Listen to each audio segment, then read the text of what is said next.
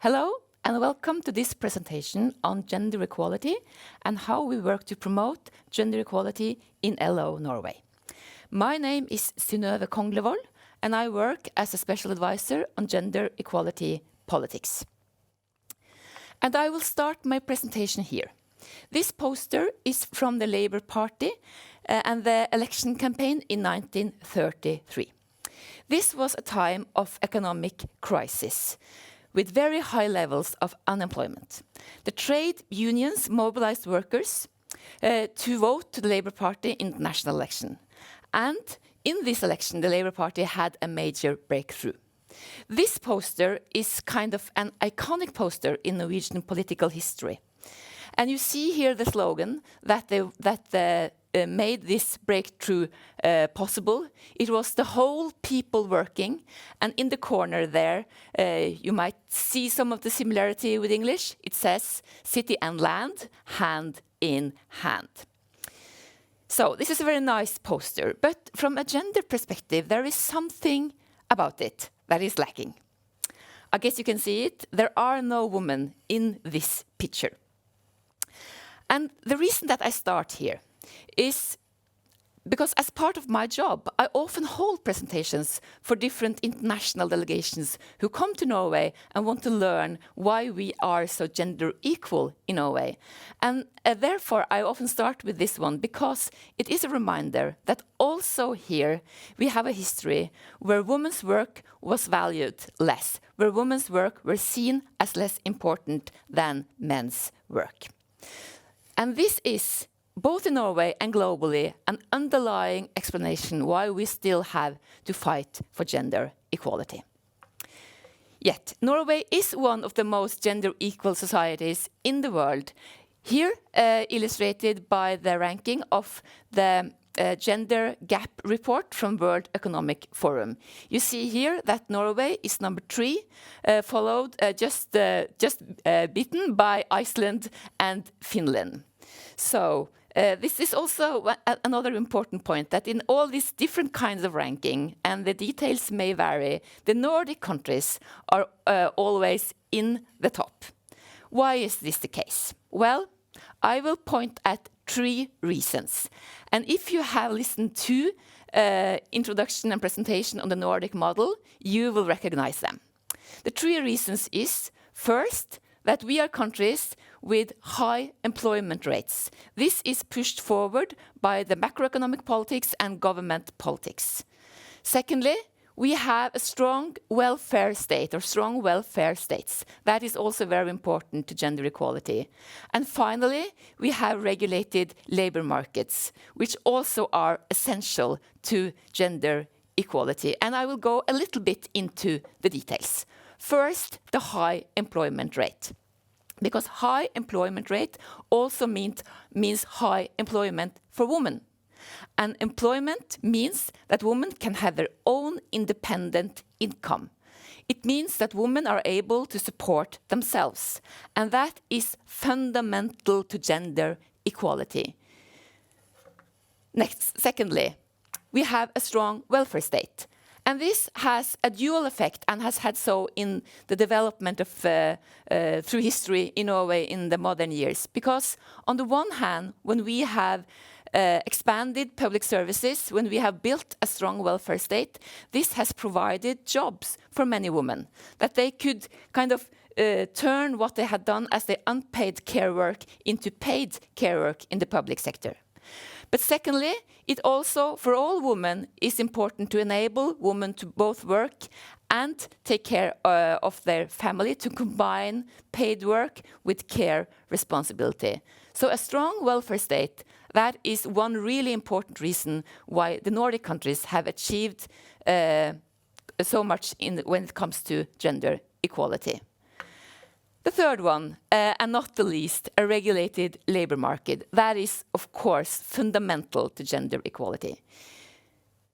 To say it in one way, it doesn't help so much with parental leave if you risk getting fired when you tell the boss that you are pregnant. And it doesn't help so much with public care services and a public kindergarten if the working hours is from 7 in the morning until 7 in the evening. Then to have good workers' right, with the right to leave your job in the afternoon, to have regulated working hours, that's really important for gender equality. So a regulated labor market, that is really fundamental to protect women against discrimination and to enable work-life balance for all. Added to these three elements of the Nordic model that we have talked about, it is also really important that we have had an active gender equality politics in Norway for several decades.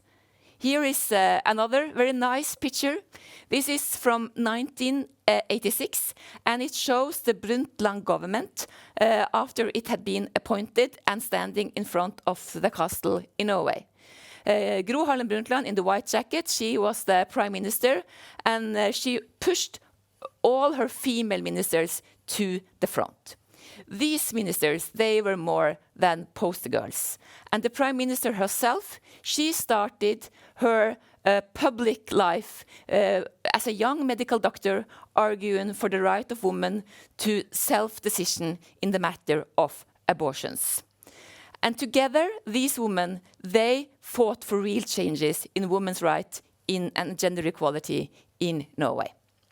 Even so, many years after, now, today, in 2021, work life and economy is full of gender differences.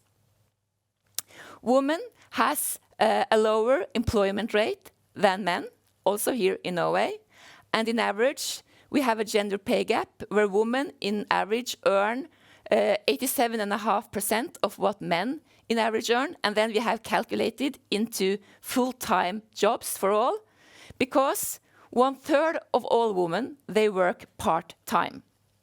And in average income, women's average income is 70% of men's income, and the income gap, therefore, is 30%.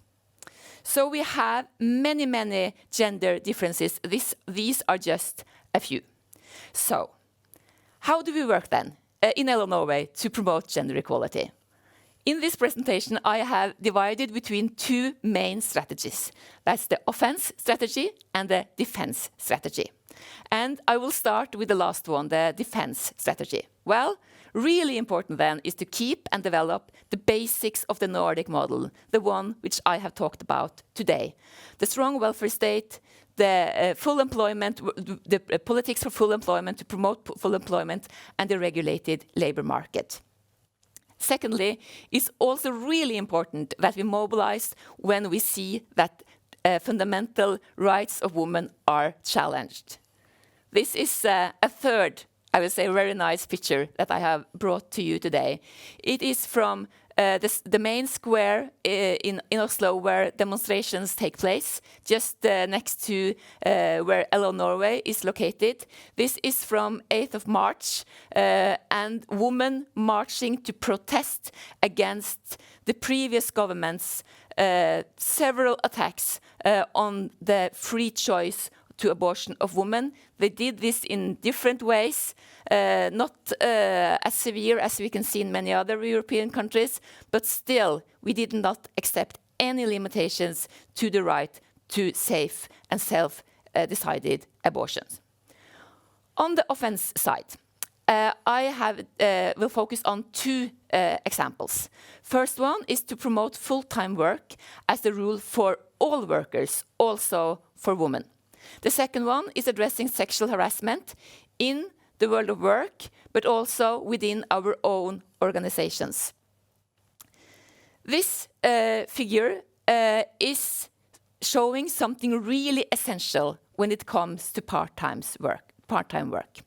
Because whether you work part-time or full-time, that is dependent on gender, but not only gender. As I said, 1/3 of all women work part-time in Norway, but it varies between women who work part-time and who work full-time. It also varies, it varies due to your position in the labor market, where you work, or what kind of occupation you work in. Here, I have, this figure shows differences in part-time work among men and women, dependent on how long education they have finalized. The red bars show part-time among men, dependent on education level. The yellow one shows the same for women. And we see, when we're looking at the red bars here, that the level of men working part-time increases when the men have shorter education. But we see also that for all levels of education, the part-time rate among women is much higher, and the differences are highest among those who don't have higher education.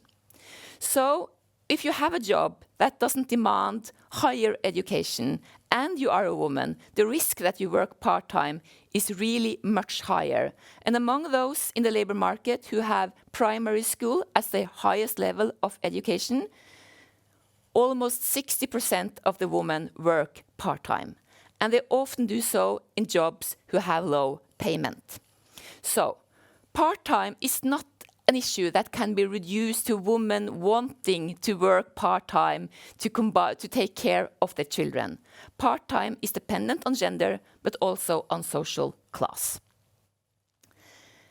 The second on the offense side, and now I'm soon finished with my presentation, that is to work against sexual harassment.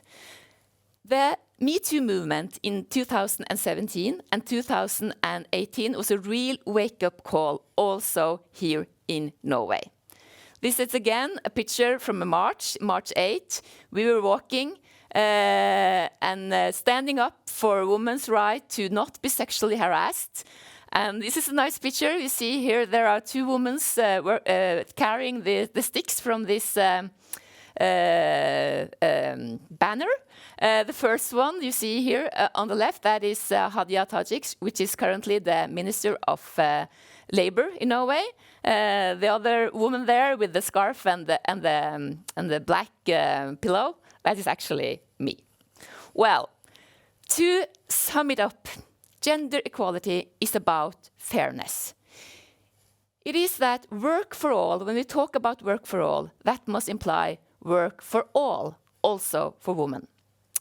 Women must be able to support themselves. And to keep and develop the elements of the Nordic model, that is fundamental to gender equality. But we also need an active gender equality politics. We need to acknowledge that women are yet still discriminated because they are women. We need to fight discrimination against women. We need to fight harassment and sexual harassment against women. We need to protect women's fundamental right to decide over their own body. Because attacks on these fundamental rights can never be accepted. Thank you for your attention.